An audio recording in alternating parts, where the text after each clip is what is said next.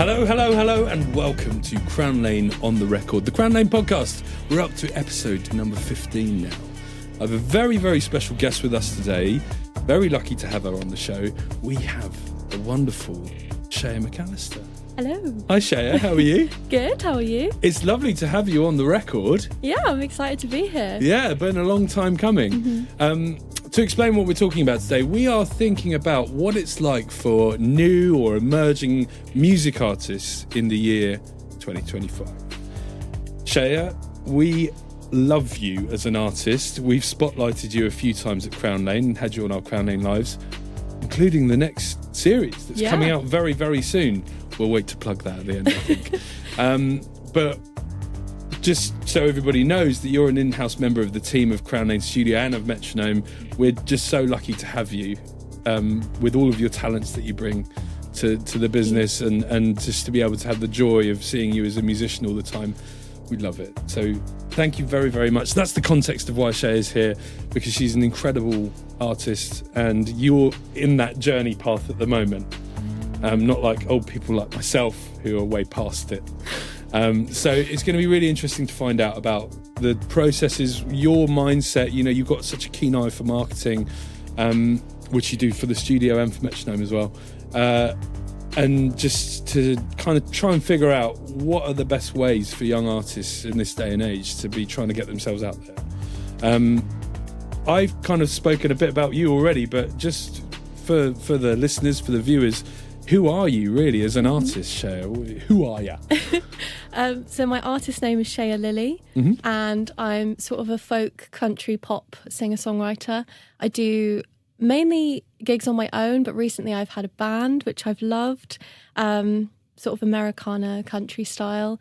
And I'm also an actor. And as you said, I work here in marketing for both Crown Lane and Metronome, which is really lovely because I get to still be part of the music industry by doing marketing for here. So.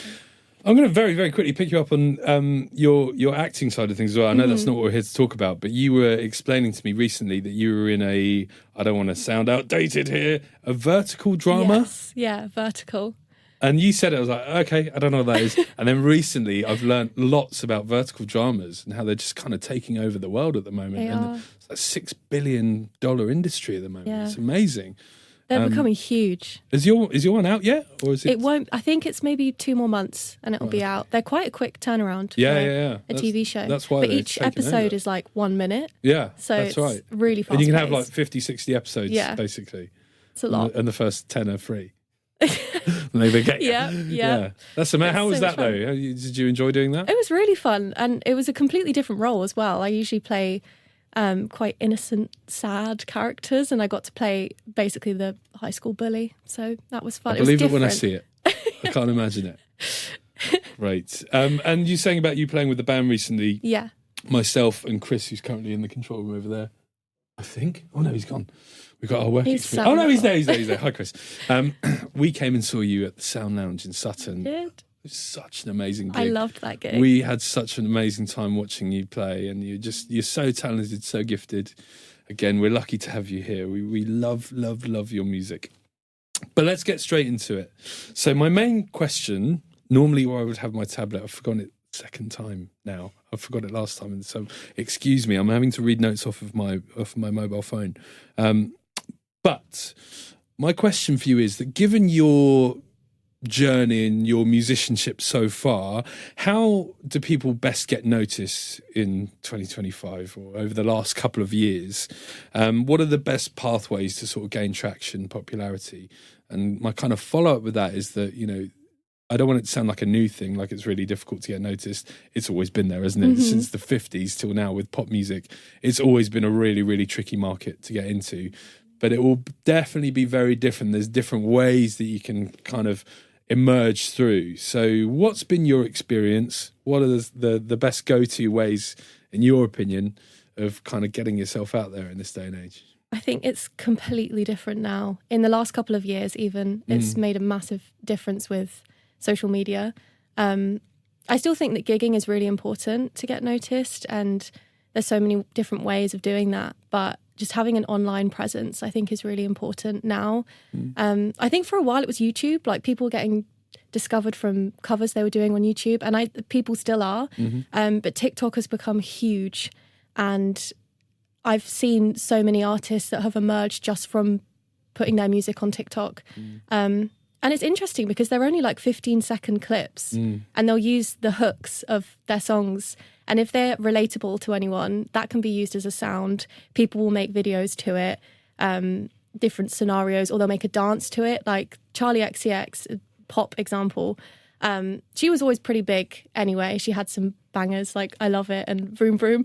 But then last year she released Brat, and that went huge on TikTok. We all had a Brat summer. We had a Brat summer. And there was a song called Apple on there that people made a dance to, and it just went viral. Like it was everywhere. Yeah, dance is a huge part of that as well, isn't it?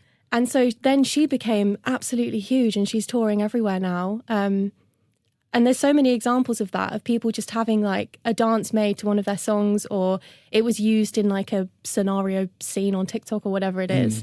And it's quite unfortunate because people only hear a very short segment of your song. But that can lead to people being like, oh, I quite liked that little sound I heard on TikTok. I'll go check it out on Spotify. So I definitely think TikTok is the new age of We've music. had that at the studio where obviously the studio's been going for 18 years now. And we are a traditional studio and would normally deal with things like albums, singles, EPs. And we've had it in the last sort of year and a half or so. I had my first phone call experiencing this about a year and a half ago with a very young person, about 17 years old, who wanted to come in, and he said, I only need an hour to record. I said, great, we can organise that for you. And I said, can I just get some context? Is it a single, or are you hoping to like build up an EP? And not that this is a bad thing, but he had no idea what I was talking about. He said, what, EP? I said, yeah, like a short sort of collection of songs that you can really... No, it's for TikTok, and I only need 15 seconds of each song. I said, right, okay, wow. So he came in, and his experience of being in a studio was, I'm just going to get these 15, 30-second bits done, just the middle of a song, professionally recorded. That's it. Move on to the next one. And it's just incredible seeing how that is just such a great, again, a way to attract attention online. And that was the main thing that he was after. And there's been loads of that happening at the studio now. So we're trying to move with the times as well to try and accommodate for younger people like that to get that social media traction. And that's why one of the 1 hour express recordings is so good here. That's where it was born from. Yeah. That's why we started doing these 1 hour specials, basically. So on that note, obviously social media is a huge factor in it, but is it just social media? The other things that artists need to be thinking about to try and make a name for themselves? You did mention about the importance of gigging. Yeah, I think gigging as much as possible, because you never know who's going to be around, who's there. I used to be a busker up until lockdown, and I was part of Busk in London, the Network Rail scheme. So I'd have these time slots at train stations. I was at Waterloo, Charing Cross, King's Cross. There was a whole network of them. And that was really, really great because I just never knew who'd be walking past. I got like wedding gigs. I sang someone's first dance. Oh, really? What, from busking? Just from busking, yeah. And amazing. Like private events and birthday parties, stuff like that. There was actually someone that got signed by Ed Sheeran who busked at Waterloo, the same spot that I did. Yeah. So you honestly never know who's around. Yeah. And that's why I think live performance is still so important. And it builds you up because if you are behind a phone camera for 2 years and that is your only experience, it's great, it's brilliant. And then as soon as you get booked for something, you can't practice for the feeling you get when you've got 300 people in front of you. Yeah. You need to build up that resilience and get used to it. You need to have bad gigs. You need to have gigs where I've had it before, especially when I was like 20 years old, 21, and I'd have all this confidence and I'd go up and then everybody would leave the bar and there'd be two people be halfway through a song and say, we hate this song. And, get all of them out the way. And it just builds you up so much that when things do go wrong, it's it doesn't matter. I started busking when I was 14 and I think I was so shy as a performer before then. And I think busking was a perfect way to just build that resilience because no one's there to actually listen to you. Yeah. They're there to get their train. So exactly. it's nice if people stop and they listen, but if they don't, you can't be offended by that, because people are just getting, they're just on their journeys. Yeah. So I feel like busking is a really, really good way to gain confidence as well, and get used to. I had a guy shout at me once because he couldn't hear the train announcements, and that really got me. But I was like, how loud were you being? Not that loud. I make like country music. It was never going to be loud. Yeah. But you should have really incorporated the train times into your songs. Maybe I should have wrote a song about it. Yeah. Just changed it every day. Yeah. Nice. That's great. So live music. Yeah. Building up your resilience as a live performer, trying to get noticed in that way, and that it can't be understated. That's what people have been doing for the last 70 years as well, and there's still something that is really important about doing it. You mentioned about TikTok being a good platform. Anything else in your experience? Any other platforms that you think are good places to trial out, your musicianship and get noticed? I did during lockdown was I did Facebook Lives, because I was a busker, and then suddenly that all stopped. Yeah. And that was my job. I was like, I really don't know what to do now. And so I started doing these Facebook Lives, and that was really great because people could still listen to music somewhat live. And I really enjoyed doing that. I think any kind of social media platform, Instagram with Reels is really good as well. And YouTube, I think posting sort of full versions of songs on YouTube is really good as well. And consistency is key as well, isn't it? With anything online, is that just keep pumping it out, basically. And having stuff on Spotify as well. I mean, it does cost to record things, but once you have something sort of professionally recorded out there, I've been approached by like TV programs and stuff that have wanted to use my songs that are on Spotify. So you never know. And I think as long as you're driven and passionate about it, I feel like you have to really, really love music to pursue it, because it can be really cutthroat. Yeah. And just building up that resilience and doing everything you can, and you just never know who's watching. Yeah, that's it. Is you sort of try your hardest not to get knocked down. Yeah. Because it's so easy to face failure, and it's the same in stand-up comedy as well. I think maybe even worse so in stand-up. When you have a bad gig, it's like, I just never want to do this again in my life. Yeah, that's hard. But if you can persevere and keep going, you find beauty in it, and you find your rhythm of trying to organise your gigs and the feedback that you get from it, and building yourself up each time. And you should enjoy it along the way as well. Yeah. Like every gig you should enjoy. If you like performing, that's where your heart is. Yeah. So. Yeah. I've always said about my own musicianship is that it took me quite a few years to learn how to be a lead singer, and then it took me an equal amount of time to learn how to be a singer in a live context. Even just things like mic placement, how to address a crowd, how to do the small talk in between songs without sounding like an idiot. People don't realise that it's quite a lot to do that. It's so hard. And to know sort of what kind of person you want to be when you're on stage and how you address a crowd. It's different for everyone. Yeah. And then learning how to do it after 4 drinks as well. That took me another 4 years. But no. The only other thing I was going to say before we take a quick break was that there's been a trend over the last sort of 5 years, mainly with successful chart music, that people collaborate non-stop, where that, every now and again in the sort of top 50, I know that that's quite an outdated way of thinking about music, but thinking about whatever's popular on the scene at the moment, every now and again you'd have a collaboration. But now, especially over the last sort of 5 years, it's really what kind of everyone's doing. And you're doubling your chances for something to get to a wider audience when you've got 2 artists collaborating at the same time. Have you ever done anything like that? I guess it's a bit more tricky in country music. It's not as popular on the scene really with that. I think I'm quite open to doing anything. I did an EP last year that was completely different to the kind of music I make, with a rapper. And I just sort of sang the hooks. I wrote the hooks of the songs. And it was just completely different vibe, but it was really fun to do because it meant that I got to delve into a different area of music I'd never done before. And then, as you say, you double your chances as well when you've got 2 names on the track.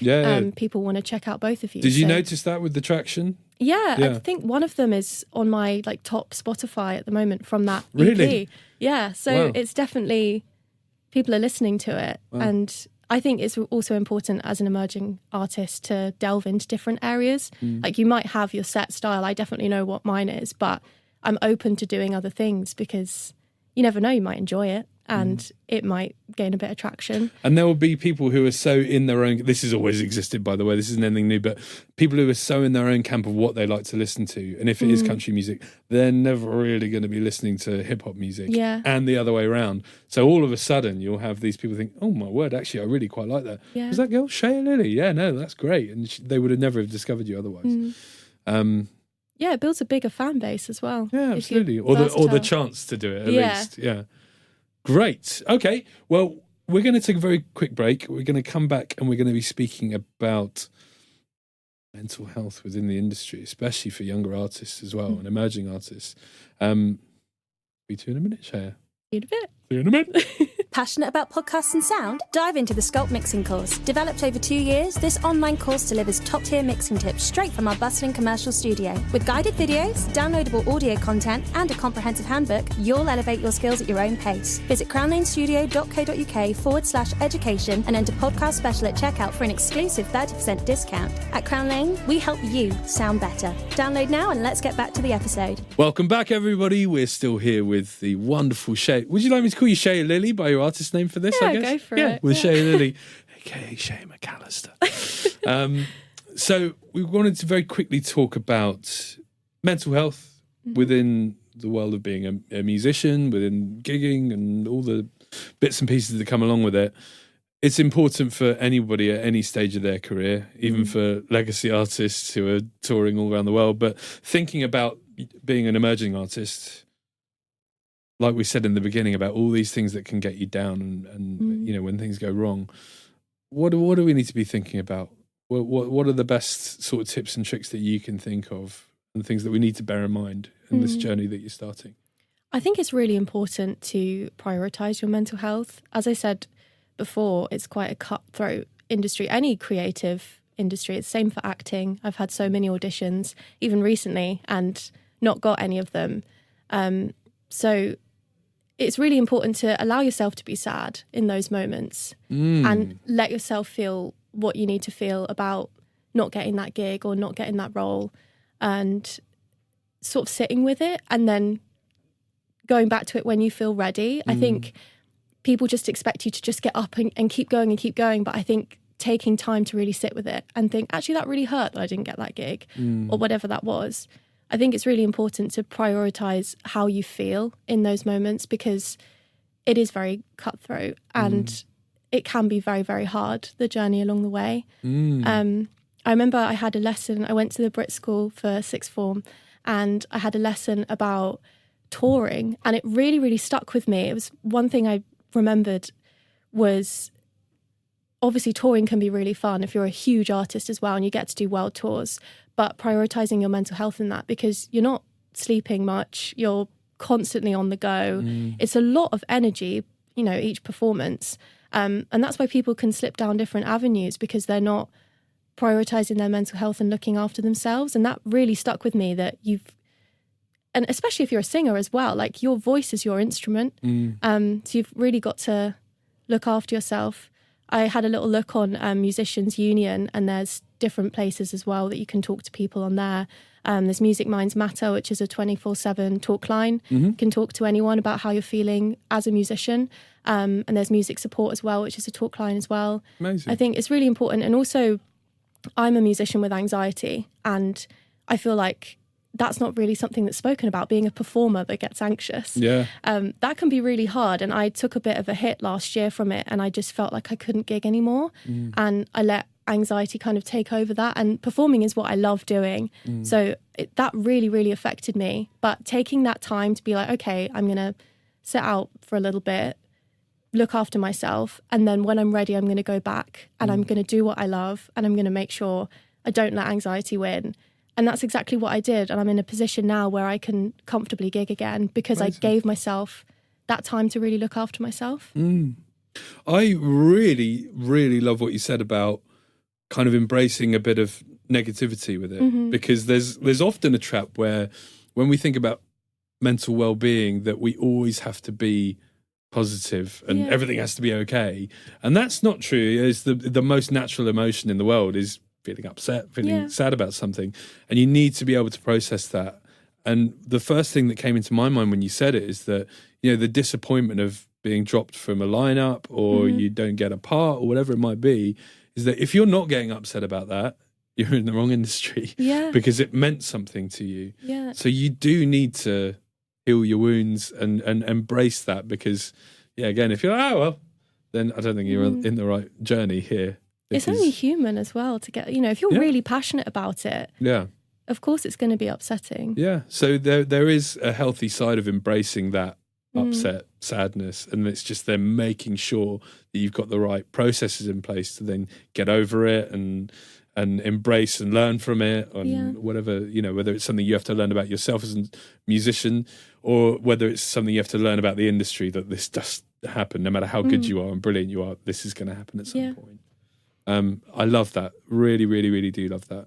Thank you for that. I think music as well is a really good way to express how you're feeling.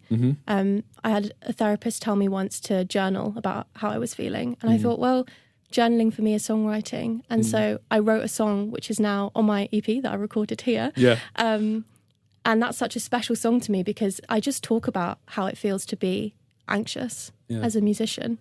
And I think it's a really creative and lovely way to express how you're feeling musically. Because if you're a musician and you enjoy making music, then you can definitely write about it and express yourself that way. And sometimes it's easier than talking about it as well. I find performing a song about mental health definitely easier than talking about it. So it's a really good way of expressing how you're feeling. I have that with listening to music as well. And it'll often be if I'm at home and I'm a bit annoyed about something and I'll be putting on a certain songs, I'll be DJing my emotions, and often my partner will walk downstairs, she'll hear what song is it, nope, and she'll walk back out knowing what mood I'm in from what I'm listening to. It just plays, it's kind of poetic in that way, isn't it? With the musicianship that it kind of can tie in so beautifully with it. And again, being able to channel how you're feeling is you great. Associate different songs with different emotions as well. It's personal to everyone. So I mean, some of the best songs and albums that have been written have come from places of hardship, really, haven't they? So, amazing.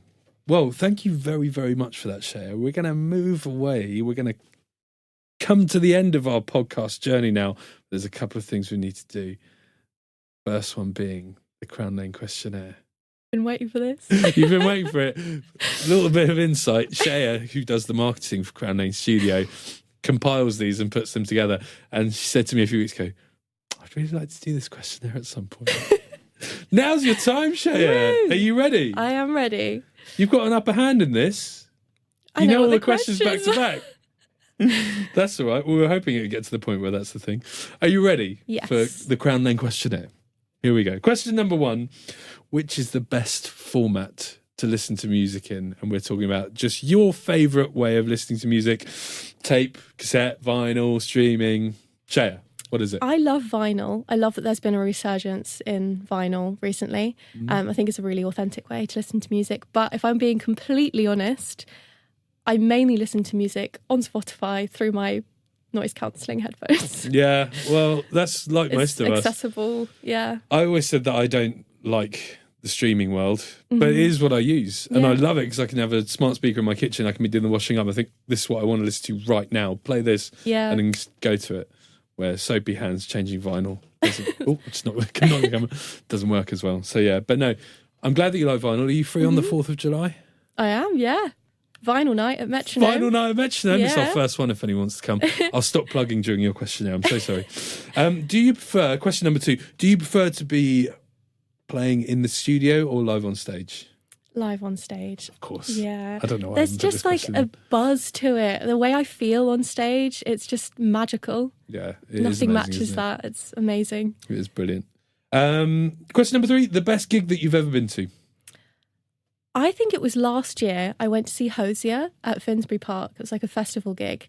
And Hosier is one of my favourite artists because not only is he an incredible singer and musician, he's a really talented songwriter as well. I think his songs are beautifully written, very poetic.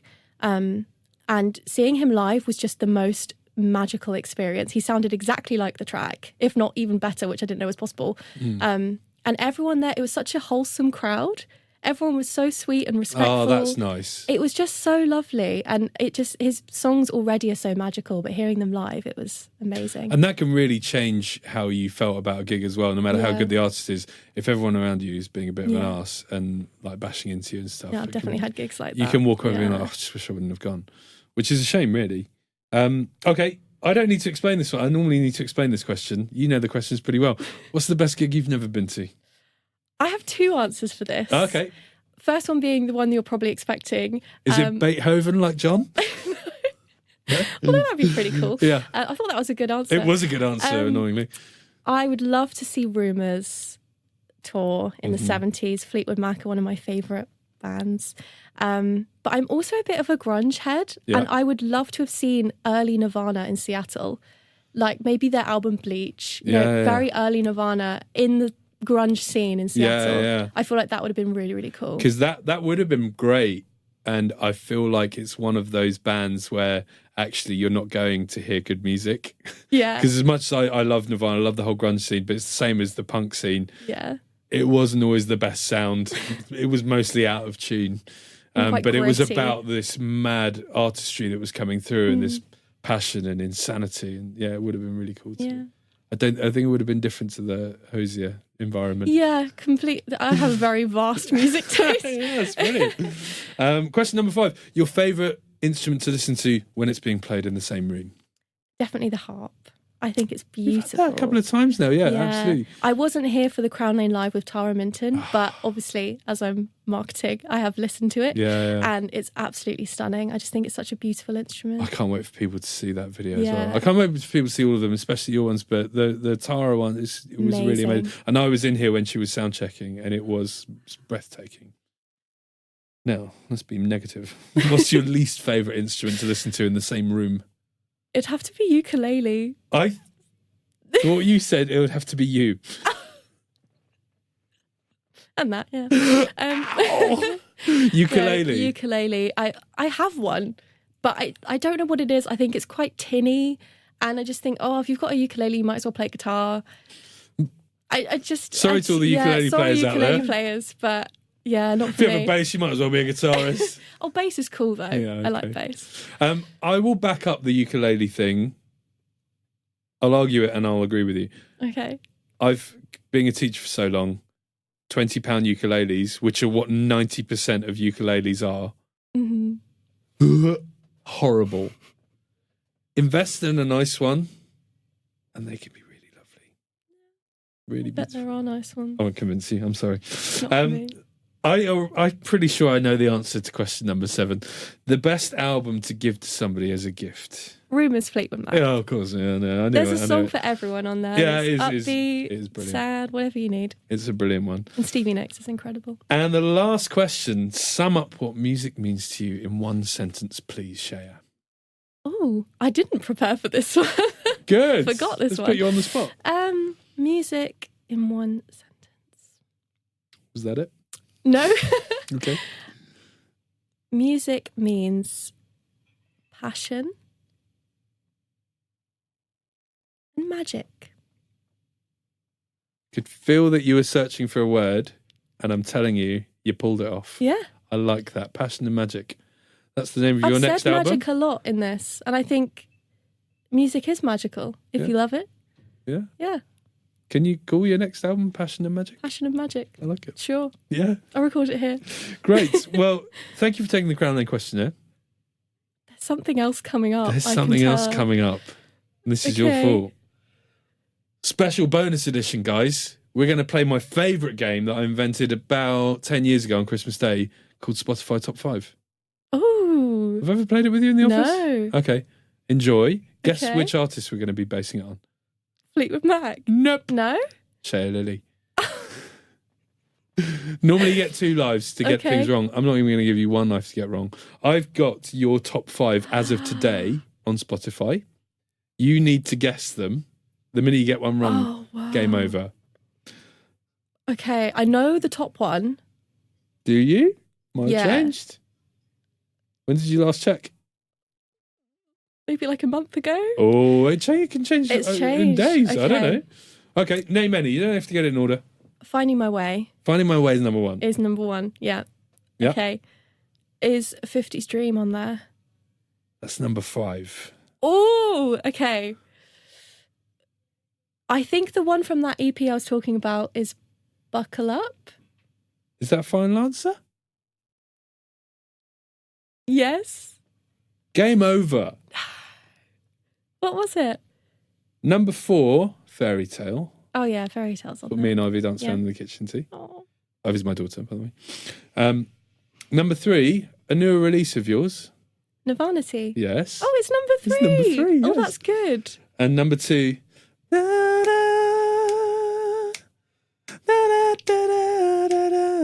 I miss her. I'm so glad that you got it from my version of it. There you go. Wow. You didn't do very well in that. No, I didn't. But Until also, I've that's a checked good thing that you're not constantly checking your own top 5. Yeah, that It is shows- something I It did a shows lot. humility in your Yeah. own artistry. Brilliant.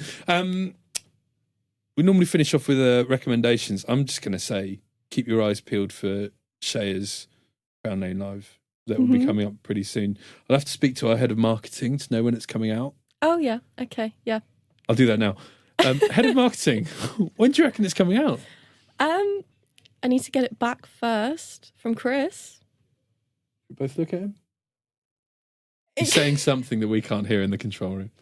He's off the hook. It's pending. It's pending. It's coming soon. It's coming soon. Brilliant.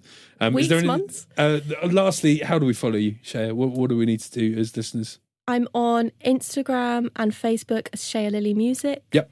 And TikTok as Sheya Lily Music. And YouTube as Sheya Lily Music. Good.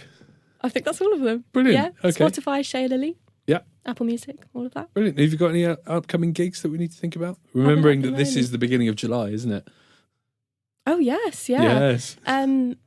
Not at the moment, but Okay. there will be some. And how do we find out? Through my Instagram, I post everything on there. Brilliant. Check out my new single, Nirvana Tea. It's number Yeah. 3 on It's Sheya's number top 3. 5. I learned today. Let's boost it up, guys. Nice Let's make one. it number 1. Well, all the links will be in the description episode as well. Mm-hmm. From a Crown Lane point of view, if you fancy coming down to our vinyl night, that's going to be on the That would be 4th very cool. of July. We're going to do it once a month. We're doing a 3-month trial. The idea is, it's like the 70s, bring a record party, bring a record down.